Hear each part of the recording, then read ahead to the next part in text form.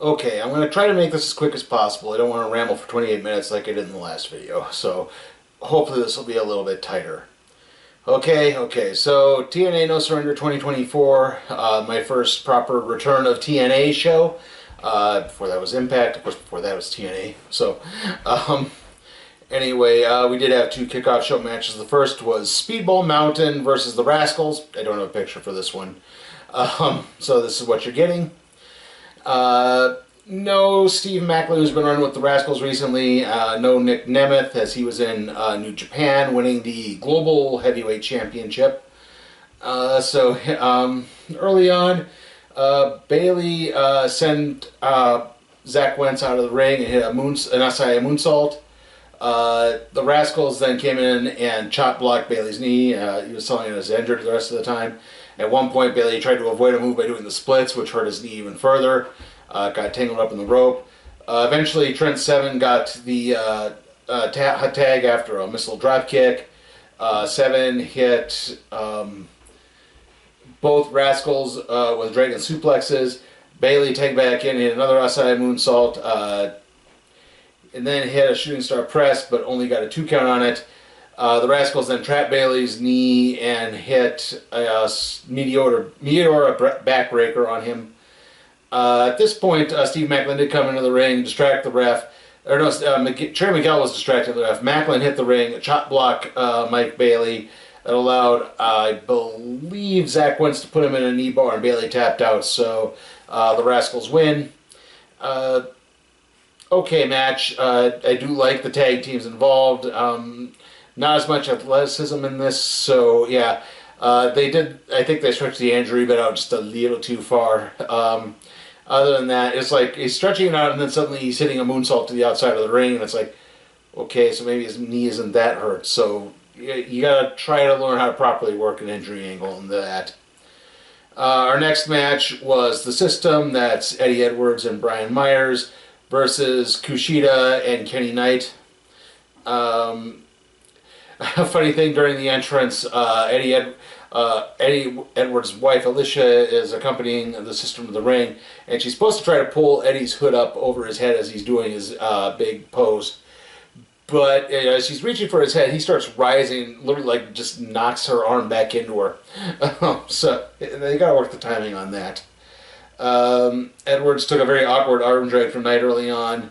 Alicia then distracted the little ref and allowed Edwards to get a cheap shot on, I don't know, Myers to get a cheap shot, sorry, on, I believe it was Kushida. A lot of chop blocks in this. Eventually, they came back, hit an electric drop kick on Myers. The System came in and hit a backpack stunner elbow drop on Kenny Knight.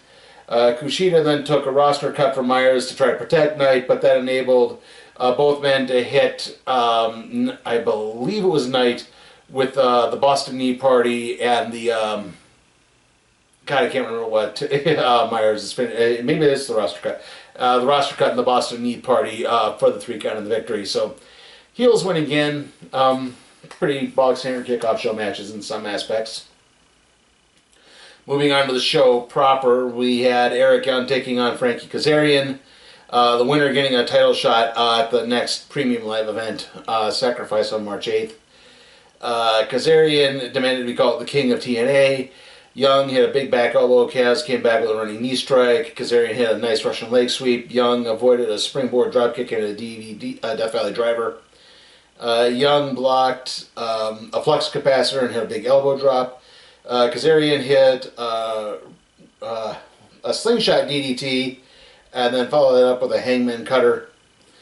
Kazarian then hit the fade to black, only got a 2 count. He began arguing with the ref, which allowed Young to get a crucifix pin in the 3 count. Yeah, it seemed like just as the match was starting to pick up, Young won. So, yeah, a bit of a downer on that one. And then afterwards, Kazarian attacked the ref, and the other refs and security had to come out to clear the ring. Young was nowhere to be found. Unfortunately, this is starting what was an unfortunate trend that's going to start happening here. Our next match is the deciding match in the best of 3 TNA World Tag Team Championship Series, Austin Bay Club versus Grizzled Young Vets. Right off the bat, the vets hit a drop to hold drop kick on Ace Austin's elbow, his previously injured elbow. Drake then hit a running shoulder breaker on Austin. Bay got the tag, hit a flying maneuver onto the Grizzled Vets. They came back, they hit Bay with a stun gun. They began choking him out again, his previously injured throat. Bay hit a missile dropkick on Gibson. Drake broke up a chance for a hot tag. Eventually, Austin did get the hot tag, went after Drake. Austin hit a big missile dropkick on the Grizzled Young Vets. Eventually, the Vets caught back and hit basically a Suicido Doomsday device to the outside of the ring onto Austin, knocking him out. They went after Chris Bay. They got him in chokeholds. Tried to knock him out. They broke up a 1-2 sweep, put him in a chokehold. Eventually, Austin revived, tripped Drake up on the apron, and he tripped Drake up on the apron, and the ABC hit the 1-2 sweep for the 3 count and the victory. Really good match. Very fun. It was definitely something that was starting to pick the show up a little bit there. After that, we had PCO versus Khan, the 2 big monsters facing off against each other. This was kind of disappointing. PCO did enter via a stretcher. Khan jumped him on the ramp. Both hit big clotheslines on each other. Khan countered a dive to the outside with a big body slam. PCO hit a big lariat, sending them both out of the ring. He set Khan up for the deanimator, but Khan avoided it and attacked with a chair for the DQ. So that ended the match, and then the 2 just started fighting further. Khan hit PCO with a couple more chair shots, tried to bury him, hit his neck break, his neck snap. PCO fought back again and again. Eventually, they fought to the top of the ramp. Khan found some zip ties, tied him to the little entranceway thing, hit a chair-assisted neck snap, and that's pretty much how it ended. So, yeah, again, we had yet another post-match beatdown, and even then, it was not a particularly good match to have the beatdown on, and nothing. Yeah, it's one of those. After a while, someone has to come to someone's aid. Like, I'm sorry, that's just. I don't like the beatdown that just ends suddenly. It doesn't really work very well. Okay, the next match was the Knockouts Tag Team Championship match. Decay versus MK Ultra. MK Ultra is Masha Slamovich and Killer Kelly. They were feuding, and now they're basically doing an S&M game. So, yeah. Anyway, big brawl with all 4 men to start. Havoc came back, hit a splash on Slamovich in the corner. Rosemary bit Slamovich, but then Kelly interfered. Rosemary and Kelly brawled for a little bit. Masha interfered. Kelly hit a running kick on Rosemary. Eventually, Rosemary got the hot tag to Havoc. Havoc came in, hit MK Ultra with a couple of running hip attack into the corner. However, this began a series of counters. Rosemary tagged in at one point. Was trying to go for the spear, but Masha countered that into the snowplow for the 3 count. So MK Ultra have regained the tag team championships, and then afterwards they attacked Decay, and then the team of Jody Threat and Danny Luna came to the ring for the rescue. See, there's one where it happened, but even then, this is now like our third, like now half of the matches of the night have ended with post-match beatdowns. It's like they don't need to all do that. You're watering things down when that happens. Okay, after that is Josh Alexander versus Simon Gotch.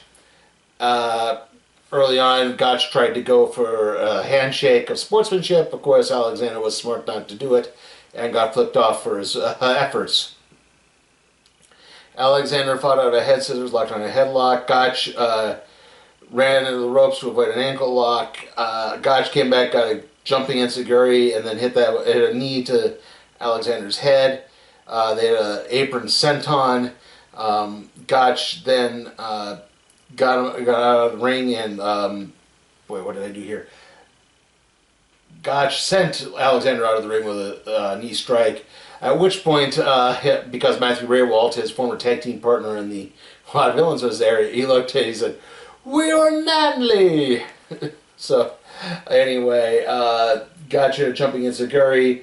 He had a triangle drop kick. Alexander then avoided another apron sent on his crossbody through the ropes. Then Alexander hit a couple of exploder suplexes.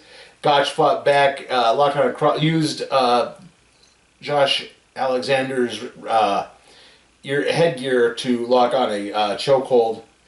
But Alexander fought out of that, got him in an ankle lock, and then hit the C4 spike for the 3. Overall, again, another good match, another fun match. Definitely had some good turns in there. I think everyone knew Alexander was probably going to win, but definitely, I don't think this feud is over. I wouldn't be surprised if this stretches out another month. Okay, our next match is the no surrender match for the TNA World Championship, Moose versus Alex Shelley. So basically the way things work is the match can only end if someone throws an opponent's cornerman, and one of the cornermen throws in the towel for their representative. So Moose was represented by the system of Eddie Edwards and Brian Myers. Kushida and Kenny Knight were representing Alex Shelley. Moose got a green towel, Shelley got a white towel. However, if any of the cornermen involved themselves physically in the match, made physical contact with one of the competitors or the ref, that would be a forfeit, and the title could change hands via that. Okay. Anyway, Shelley jumped Moose while the former was talking, the latter was talking with Edwards and Myers. Threw Moose into the turnbuckle, locked on a Fujiwara armbar. Moose started selling a possible knee injury as he got thrown through the ropes. However, he then hit a big boot and followed that up with an apron powerbomb. It's at this point Shelley grabbed a chair and tried to swing it at Moose. However, Edwards pulled it away. This does not count because he does not make physical contact with Edwards. They made good points of that. Like, you could also slip a weapon to them as long as you, again, don't make physical contact. So later, someone slipped Moose a kendo stick. Someone slipped Moose a pair of glass knucks. At one point, Moose sent in a trash can. He tried to hit a superplex, but Shelley countered it into a sunset bomb and sent Moose into the trash can. Again, started fighting more. Moose hit a big, Myers slipped, a kendo stick, yeah. They were fighting. Finally, Shelley got it into his head to ask for a weapon from one of his guys, so they slid a chain into the ring.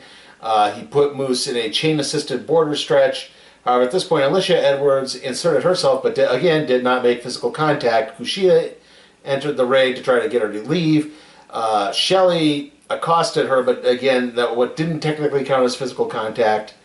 And that enabled Moose to start hitting a series of spears. He then wrapped a chain around it, and Kushida had no choice but to throw in the towel to end the match to try to save Shelley, but Moose still hit the spear anyway.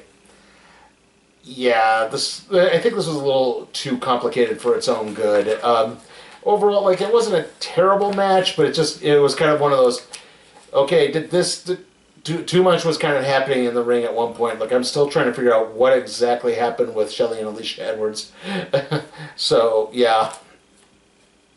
Like I said, just a little too much for its own good. Alright, our next match is the Knockouts Championship match, Jordan Grace versus Giselle Shaw.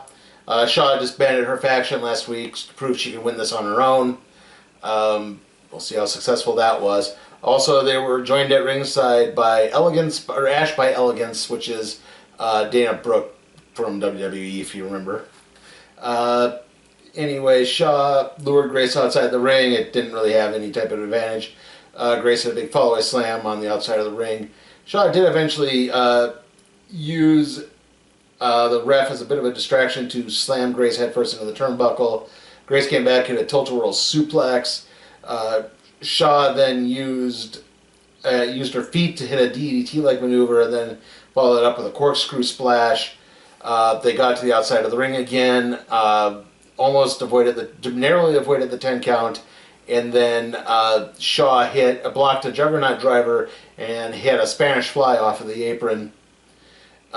Grace countered a denouement with a spinebuster. Shaw did eventually hit the denouement, but unfortunately Grace's hand was under the ropes for a rope break. Shaw began arguing with the ref. Grace revived enough to make a couple moves. Shaw did hit a couple of big strikes, a couple of big kicks. However, the next kick, Grace countered into a spinning back fist, hit the Juggernaut driver for the 3 count of the victory. This was a good match. Again, it did kind of prove that Shaw can hang on her own even if she did lose. I wouldn't be surprised if maybe next time someone does interfere. A disgusted Ash by Elegance left the ring afterwards, so apparently she was maybe going to start falling in with Shaw. Who knows?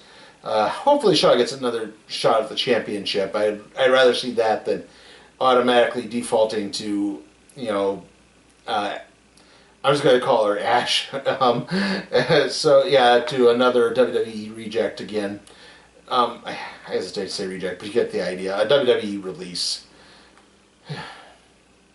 And so we've reached our main event of the evening, the X Division Championship match. Chris Sabin versus Mustafa Ali. Ali is getting his title shot in his first ever match in TNA. So this is a precedent. Both men hit a couple of arm drags right off the bat. Sabin countered a leapfrog into a surfboard stretch. Sabin hit a tilt-a-roll head scissors off of the apron. Ali came back, hit a 450 splash onto Sabin's arm, and then locked on a crossface. Both men landed a series of kicks. Sabin came back, hit a jumping DDT. Ali kicked Sabin off the ropes. Sabin avoided a 450 splash and catapulted Ali to the outside and into the turnbuckle head first. Actually, basically, Ali went so fast he hit head first into the turnbuckle and bounced off of it. I honestly thought he may have knocked himself out because that's how hard he hit. They got to the outside of the ring. Sabin hit a maneuver, went for a crossbody, but Ali hit a drop kick. At this point, the good hands who have been standing for Ali came down to the ring, tried to insert themselves in. Sabin fought them off, hit a cradle shock, only got a 2 count on it, went for a super cradle shock, but Ali countered that into a sunset bomb and then hit a 450 splash for the 3 count of the victory to become the new X Division champion. Overall, good match. Sabin did manage to look strong, but I do think Ali probably needed to win this. If you're going to start pushing him as a top guy, this time, as opposed to what I said about Ash by Elegance earlier, I do think this is going to work a little bit better. I think this is going to... the X Division Championship has always been important, but it hasn't been kind of a weird cycle the last bit. Trey Miguel holds it, loses it, wins it back, turns heel, loses it, wins it back, loses it, then Leo Rush wins it. So it's it's been bouncing around a little bit, and it hasn't really been able to fully establish itself.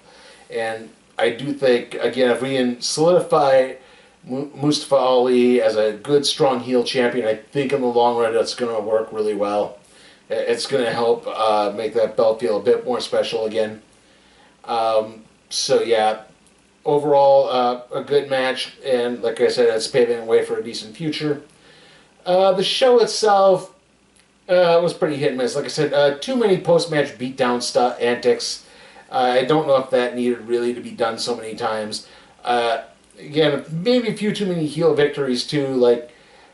Maybe the system could have lost that kickoff show match. I don't think that was entirely necessary, especially with the heels winning the other match on the kickoff show. You should probably split things and make it a little more even. Like I said, the women's match was good. The Knockouts match was good. The Knockouts tag match was pretty good, except, again, for the beatdown afterwards. Just because by that point it was getting excessive.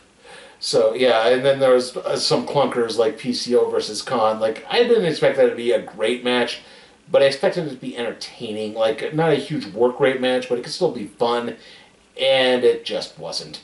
It was pretty boring. Again, you took a match and made it boring. That's the one thing it never should have been. It should have either been really, really exciting or really, really stupid, and it was neither. So, yeah, unfortunately, that did kind of kill a lot of the momentum in this. So, overall, I'm going to have to give TNA No Surrender 2024 a C.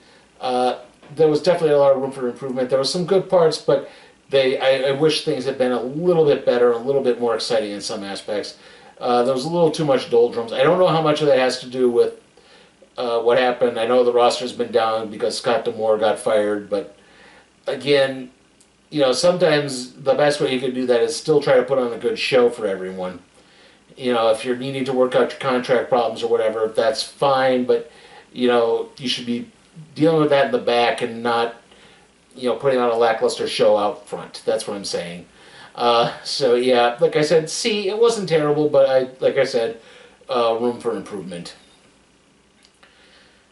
Okay, so again, pretty much the rate this is going, this is going to be up Saturday morning. It's, you know, it'll probably be up while WWE Elimination Chamber would actually be on. But Elimination Chamber is probably going to be either late Saturday or Sunday morning. Right now I would probably say Sunday, just because I don't know exactly when I'm going to be able to get to it. I'm going to have to try my darndest to avoid spoilers. But yeah, I mean, I want to try to get to this as best as I can, get to it as quickly as I can, but I'm not entirely sure when that's going to be. So, yeah, it might, like I said, it's probably going to be up on Sunday. I'm going to have to watch it tape delayed, as I will probably be asleep when it's airing. Okay, so after that, the next video is going to be the random trade review on Transformers Best of the UK, Prey. And then it's probably going to be the review for the Marvels. See you all next time.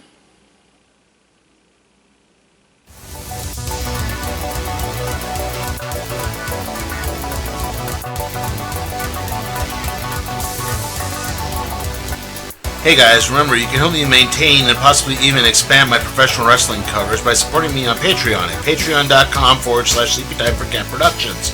Also, remember to like the video, comment, share, subscribe, and ring that notification bell.